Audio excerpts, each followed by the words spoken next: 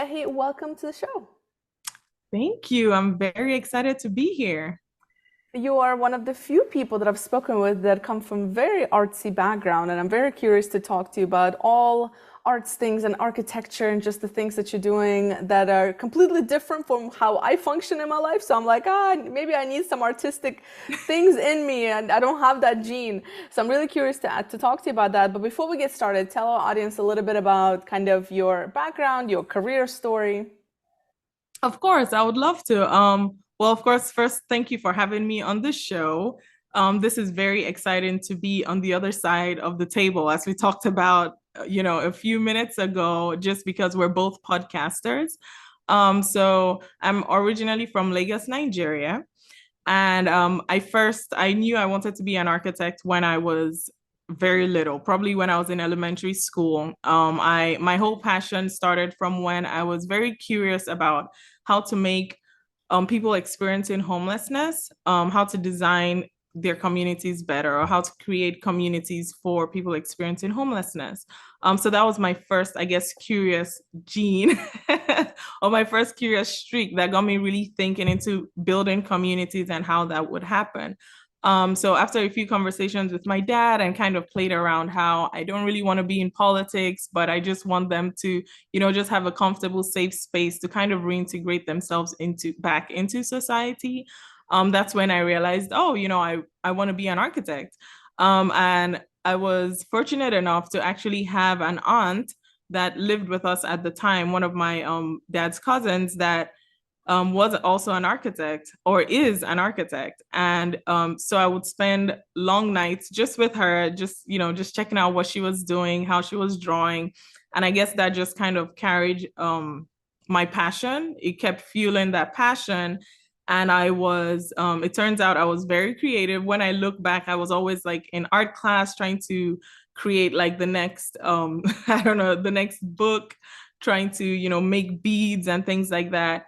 But anyway, fast forward to high school, I focused kind of around like art and geography and physics. I actually didn't do a lot of math in high school in terms of like the further math or even the technical drawing, which is very interesting, considering I wanted to be an architect. And then I got into college in Miami and I moved to Miami when I was about 17 years old to study architecture. I graduated after a 5 years master's, a 5 years accelerated program. I graduated with a master's in architecture. And I spent about 5 years after that in Miami, kind of just practicing and really finding out what I loved most about architecture and where my skill set and my talents will be best used. And I relocated with my husband to Atlanta about 2 years ago. So I'm currently based in Atlanta, and I work as a lead architect at Jacobs Engineering. And I actually run a design podcast as well called Layers of Design, which is also, it kind of also doubles as my design studio where I just kind of fuel my passion of community design and everything, architecture through that. Hmm. That's very cool. So let's kind of dissect some of this. So creating communities. This is something you've mentioned since you were a kid. And I'm always so curious, like, how do people figure out, like, this is what I'm really passionate, like as a kid, right? Right? Because I think that's what people struggle with the most. Like, how do I know what I'm passionate about? And some people are very fortunate, like yourself, to kind of know you knew then that's what you kind of wanted to do, and you still feed that passion, and you've managed to maintain it and grow it and study it over these years. So was it a particular experience, or what was it that really drove you to one architecture and particular, I mean, it was around helping the homelessness situation, but Mhm. what was it exactly? So I would say, I honestly vividly remember this time I was driving to school. Well, my dad was driving me to elementary school. And, every time, just like in every major city, because Lagos is one of the largest cities in Nigeria, and every major, just like in every major city, you always see people experiencing homelessness, unfortunately. And of course, driving by and going to school, that was very prominent around. So I don't honestly, I don't even exactly know why. I just felt like, it would be nice for somebody to do something about this. I don't know why I got that, in me, but I just remember that one morning as we were driving to school, I just started the conversation with my dad and I said, it'll be nice if someone will be able to, just create something for them to feel more comfortable. So that's honestly where the first conversation started. And my dad was like, well, politicians, of course, I can't remember this conversation exactly how it was because that was many years ago. Mm-hmm. But the conversation went along the line of us kind of talking about the government's role in taking care of people experiencing homelessness. And I was like, oh no, but I don't want to be a politician. That sounds like a lot. So then he asked me, what would you like to do? What would you see? And the first thing that came to mind was, well, I think they would need a home. Nobody seems to want people experiencing homelessness around them, right? Because there's this stigma around the people on the streets. And I was like, well, they need a home and it'll be nice if they could also have a hospital and even a school and just somewhere for them to go to. They kind of grow. And that's when my dad thought, well, what about exploring architecture? That sounds very similar to architecture. And that was the first time I even thought about architecture. And I guess just because I had always been very creative, like I always loved making things with my hands. A lot of architects are very drawn to Legos and building bricks, but I wasn't actually a Lego fan. I just wasn't. But I really enjoyed, playing with Play-Doh. I enjoyed just making arts and crafts. Mm-hmm. So it came kind of, I don't want to say it came natural because over the years, I've learned to actually practice. I have to actively practice design to create the outcome that I want. But yeah, that was I guess the first spark when I was young. That's really, really cool. And so, and then you continued studying in that. And so what I guess inspired, what is your inspiration today? Like you said you're also still doing that, your passion projects around communities, but what is like, what's your creative process? Like what is inspiring you every day I assume it's very creative. Like I have no idea about architecture, by the way. So I just know that it happens. I know there's beautiful design all around me. I have no idea what that process is like. So talk me through your process of creating. Wow, that is I think that's a loaded question. First, I'm very excited, of course, to share more about architecture because I am very passionate about it. And one of my goals this year is really to talk to more people outside the profession about what architects actually do, Mm-hmm. just because I feel like it would really increase the value of the profession. But I say your question is very loaded because I feel like I am still honestly refining that creative process. Mm-hmm. Um, and a few days ago, actually, I discovered with my husband, who is also an architect, Mm-hmm. I discovered that I do a lot of like the early phase of my creation, like kind of in my head. So Mm-hmm. once I get a prompt or I have an idea, like let's say, I have an idea, I want to design a school or I want to design, a room for women, right? I think to myself like, okay, what would that look like?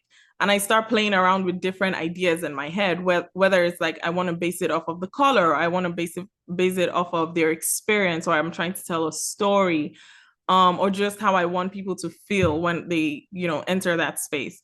So I kind of work through a lot of different scenarios in my head, and I always think very clearly about the person I am designing for or the group of people I am designing for. And since, of course, I'm really gearing my practice into community oriented design, what I know is that one thing is key. I have to do a lot of research first.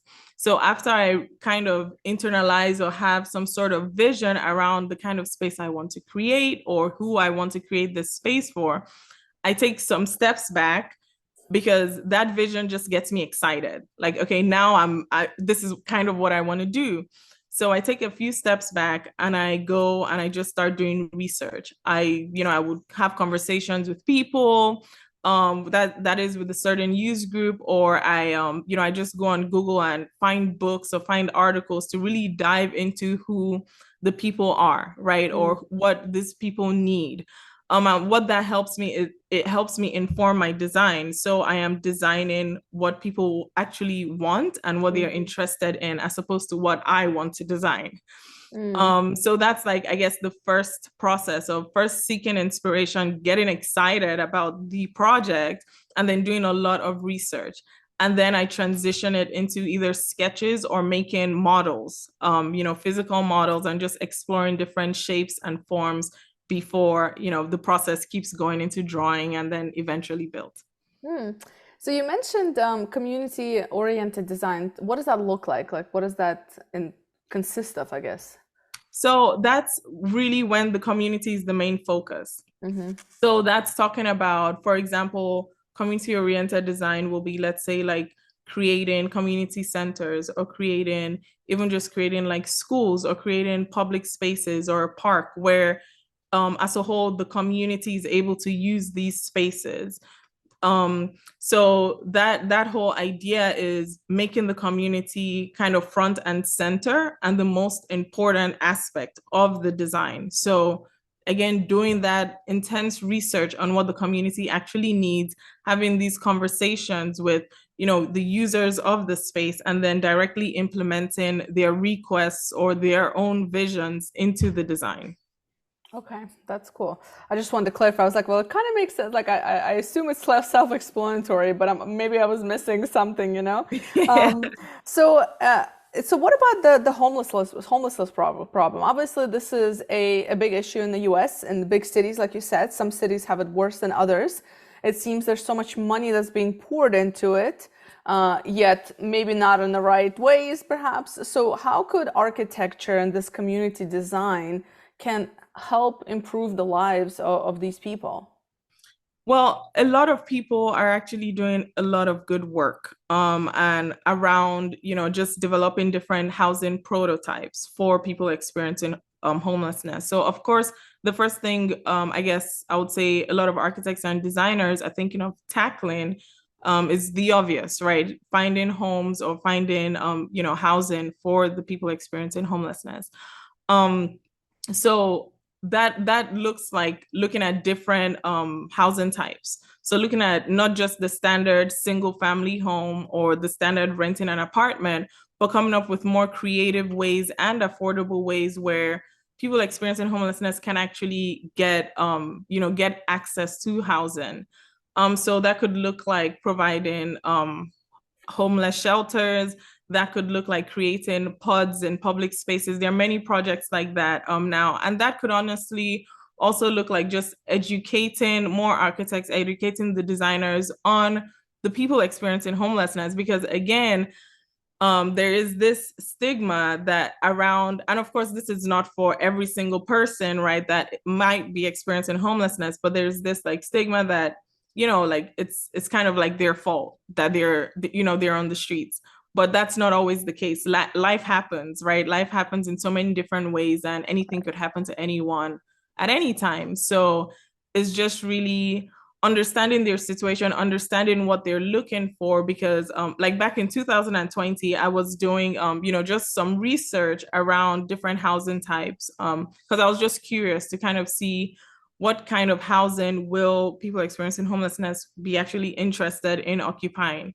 And with some of that research, I came across this article that was talking about how the housing, the shelters, and this was when I used to live in Miami, so a lot of the homeless shelters were actually being evacuated, not evacuated, but a lot of people experiencing homelessness were actually moving back to the streets or under the bridges. Mm, And that's because it was the time of COVID. So a lot of them didn't necessarily want to be in an enclosed space because, of course, that makes them prone to COVID. mm, So now they're back on the streets. So it's about, okay, so what other kind of housing can we create that will alleviate their pressures, but also give them a safe environment? mm. And so you've mentioned that you kind of want to also educate people about what architects do. And frankly speaking, addressing the homelessness problem wasn't even on my on my list of like what architects like that was not even a thing that I would think about. So what are some other misconceptions that people often get around architects or the world of, you in your industry? The first one is you need math to study architecture. Mhm. I think that is like the biggest and most popular one. Of course, I think math, everybody needs math, right? But I personally am not a math whiz by any chance. And it's not, I wouldn't say math is this like you have to know math to become an architect. Um, but aside from that, just so architecture, a lot of times, people immediately think of architecture, you might think of single family housing, right? So that's the standard housing that we're all used to seeing or we all grew up seeing. But architecture is it's such a huge profession. So even once we go back to school, going through our design profession, sometimes I like to say it's like architecture is like the master of all design. And that's because going back to school, our whole design profession, we don't just learn how to build buildings or construct buildings, we actually learn how to go through a whole design thinking process. So we learn how to understand or try to understand what our users might need. Mm-hmm. We learn to use so many different programs. So just in school, we're learning how to present our drawings, so it's like from presentation, whether that's like graphics presentations, we need to know how to use colors. We need to know how to present ourselves. So now we're talking about public speaking, right? Because we need to know how to defend our projects in order for people to actually want to, I guess, give us money to build the project. And then, of course, we need to know how to develop a building, come up with a concept, come up with something out of nothing. So architecture, there's so many vast little, what is the word, like little sectors in architecture, because even coming out of school, a lot of my colleagues, not everybody went into the traditional architecture. So from all of the skills that we learned, some people became graphic designers, some people went into photography, and so many other things, especially in the tech industry. And that's because the way our brains are programmed is for us to do a vast majority of tasks. And then if you're talking about like the traditional architecture, so to speak, or the traditional architect, now there's so many types of traditional architects, right? We have the people designing schools, hospitals, offices, train stations. And I can just keep going. And all of these different sectors are there, you kind of have to be specialized. So of course they're like generalist architects where they know a bit about everything and they're really good at what they do. So they're able to kind of dabble in different areas, in different Mm-hmm. sectors. But then they're like specialized architects who, might have decided to focus their whole career around offices or around like hospitals. And each one is really different, kind of like the knowledge you need to have for each sector is a bit different. So if I've been, for example, if I've been studying hospitals my whole career, it would there'll be some sort of learning curve if I decide to switch my, mindset over to designing for offices, for example. That's very interesting. All new information to me. It's phenomenal how much I mean, I've known like a couple of architects, but I never dove deep into it. That's super interesting because I think it's also like that's like my whole thing for this podcast is like there's so much we don't know what we don't know, and people who are looking either for career change or people that are young that are listening to this and wanting to pursue a particular career, they might not think like for example, they might want to make an impact, but they don't realize that actually by creating these community oriented spaces and buildings, that is making an impact, right? Because Exactly. we always think like impact is like, oh, like socialpreneurship or I don't know, social, whatever. Like we always think in this limited way, but from what you're saying, it's like there's so many different ways. And again, like I would have never thought about architecture. I would never connected it to like, oh, solving a homelessness problem. Like, well, yeah, that makes sense. Like now that you're Yeah. speaking about it, right? That's interesting. So when you were talking about earlier about your studies and you decided to pursue your accelerated master to really try to hone in on what is it that you love most about architecture. So what is it that you love most? The people. It's the people, especially it's kind of ironic to say because I am designing buildings and building a building is more of an object. Mm-hmm. Um, but I would say it's the people. One, it's interacting with people, is understanding people's needs, because I truly believe that with my skills in architecture, or at least that is where I'm focusing my practice on, is to use design and architecture to really help underserved communities, right? Provide solutions to underserved communities. So Mm, I'll say it's the people, it's creating meaningful and thoughtful spaces for people. mm. I like that. That's nice. And then you've created this whole podcast, Layers by Design. So tell me about what inspired that. What do you talk about? Who are your guests? Who's your audience? Who's it for? Of course. Layers of Design is a passion project. And it started kind of like, to give you a backstory, right? It Mm, started in 2019. So we've been running for about 4 years with about 62 episodes now. Um, but back in 2017, 2018, a few years after graduation, or a couple years after graduation, I realized that from being in different toxic jobs, so to speak, kind of like jobs that were not necessarily fulfilling what I was actually looking for, or jobs where managers were not necessarily uplifting me in my career or personal growth, I found that my desire for architecture, believe it or not, was going down. And I kind of, that was the first time I had started really questioning myself. Like, do I really want to do this? Is this really for me? Am I even a good designer? What does this mean to me? And at the time, I was also an international student. So that comes with a whole different layer. mm-hmm, And just looking for a job that I really enjoyed, where I was truly valued, um, was became even that much harder, even if I had or at least I felt like I had really prepped for the job market, right? In terms of like all of the skills I had acquired, in terms of all mm, of the knowledge I had gained, but I wasn't getting a job, and the jobs I would get were really I guess, I don't know the word to use, but they weren't uplifting. That's what yeah, I'm gonna go not with. exciting. Oh, exactly. So after kind of just being in a like a slump of sort of depression and just self-doubt, I will talk to my husband a lot, like, okay, listen, I wish there was somebody I could speak to that will tell me, architecture is hard, but it's going to be okay. Mhm, Or that would keep encouraging me, like, you've always had this passion, you've always had this dream, you're not even anywhere close to it, just keep mm, going. And so what I would do is I would go online, I would do a lot of research, and there were very few stories at the time. There were very few stories of people actually sharing their real experience in architecture, or just their journey behind like the building, the fancy building they designed. mm, So I started talking to my husband, Gabriel. It'll be cool if people would share their stories. Like, I wonder if I could do that. I wonder if I could start a blog and just talk about how hard it's been, how disheartening it's been. And then I don't even know where I came across a podcast. I think at the time I had started studying for my license exams. So I started thinking, oh, maybe a podcast, because I would listen to a lot of podcasts and audiobooks. And I talked about it for a good portion of 2018.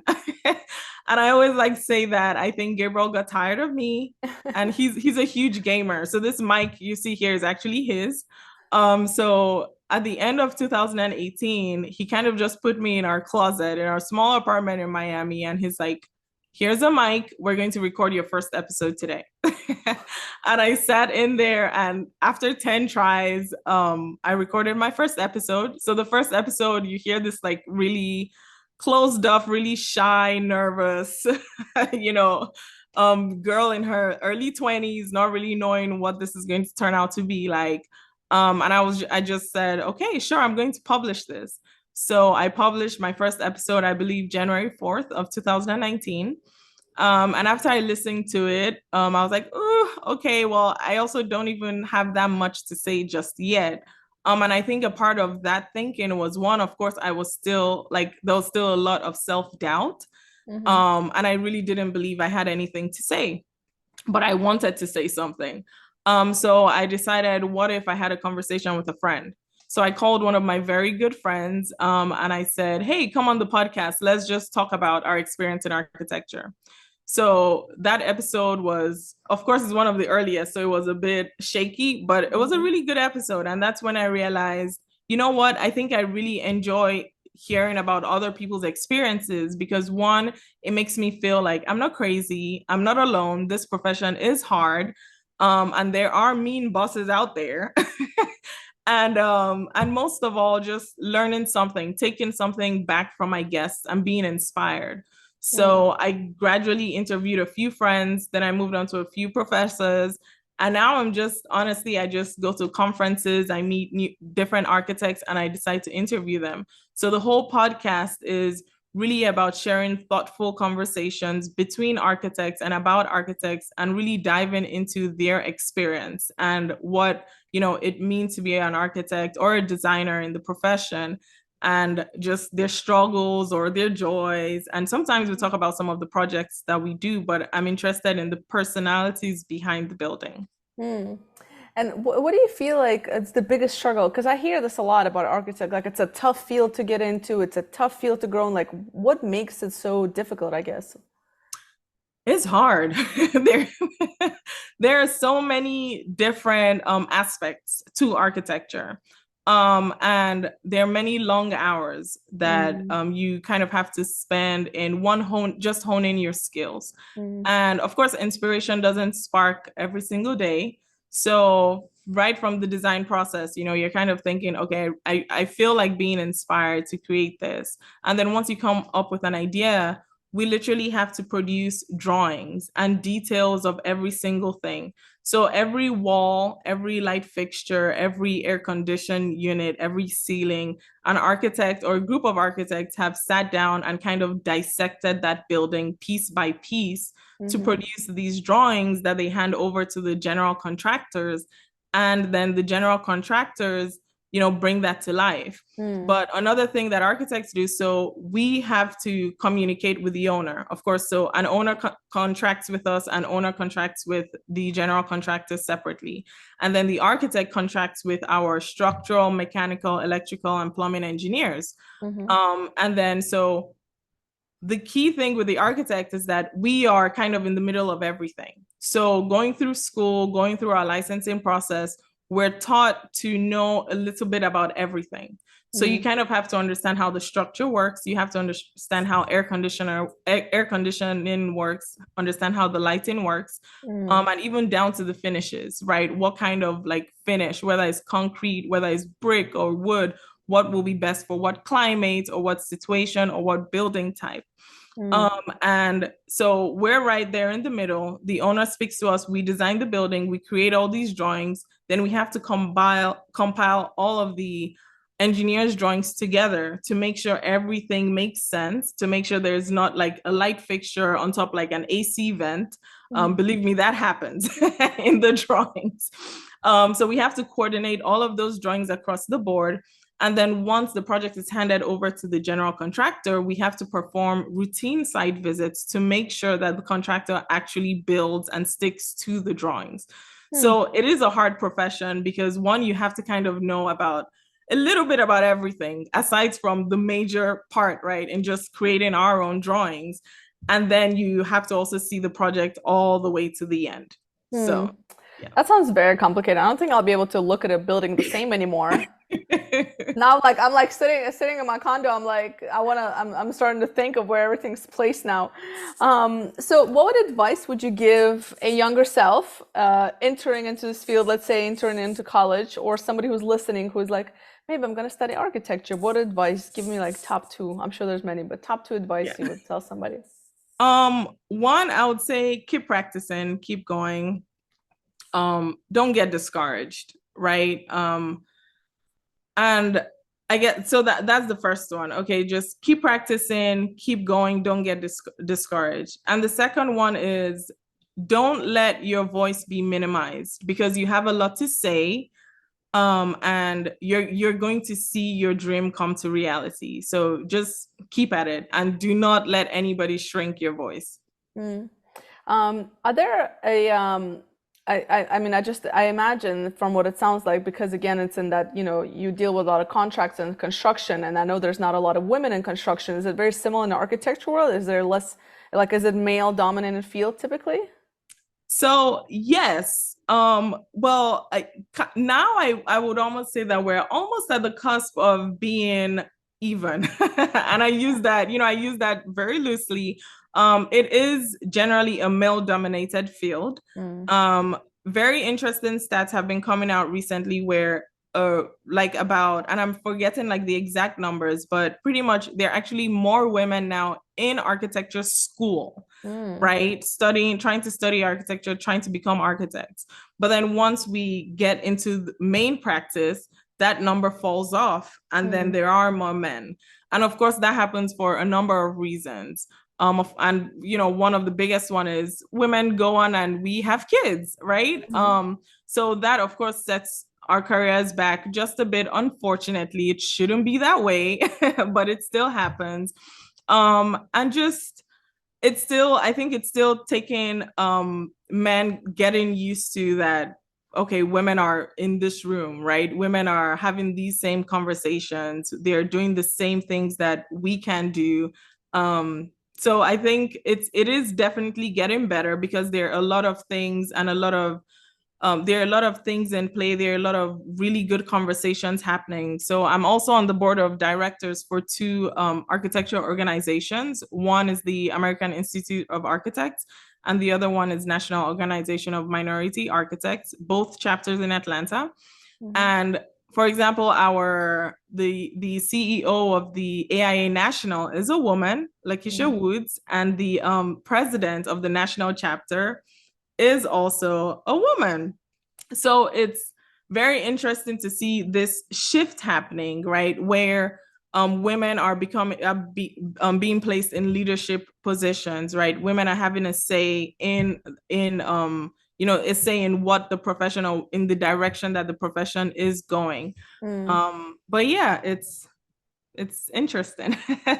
Interesting indeed. So before I ask you my last question, where do can people reach you? Where they can find you? Where do you hang out at on social media? So you can find me on LinkedIn first with my name, Ebehi Diaz. You can find me on Instagram with at Hiking Architect, because I love to hike. So I'm Ah, combining both. And definitely my business page, Layers of Design Creative Studio, on awesome. Instagram as well, and LinkedIn. And I'll make sure to include all that in the show notes for those that are listening. Thank you. And the last question I always ask my guests is, what is one question you wish people ask themselves more often? Whew, I thought about this for a second. And I would say, and this is also a practice that I am also, this is also something I'm trying to practice and also ask myself more. But I would say is that question will be, do I really have the capacity to engage, or do I feel pressured to? So Mm, that could mean like, maybe it's just a text message that we received from a friend. Or if a friend calls us saying, hey, I need some help, I need some advice, or even just on social media, right? So I feel like we don't ask ourselves enough, and we don't take a step back and just think, well, am I really in the right mental space to engage in this conversation, to be there for this person, mm, to respond to this text message right now, or just to be on social media and just have all of that information thrown at us? mm. That's a good one. Yeah, because I think we're just so used to just responding and engaging and reacting, but are we doing it when we're at our best? Exactly. Whoever it is, whatever the situation is, it requires a certain level of awareness and calmness and level-headedness and all those good things for sure. That's a great one. Good stuff. Well, Ibehi, I've learned more about architecture in the last 30 plus minutes than I ever have in my life so far. So thank you so much. I think for those that are listening, probably also going, I'm never going to look at a building the same again. So, but it was really, really insightful and informative. Thanks for making the time. Of course. Thank you so much for having me.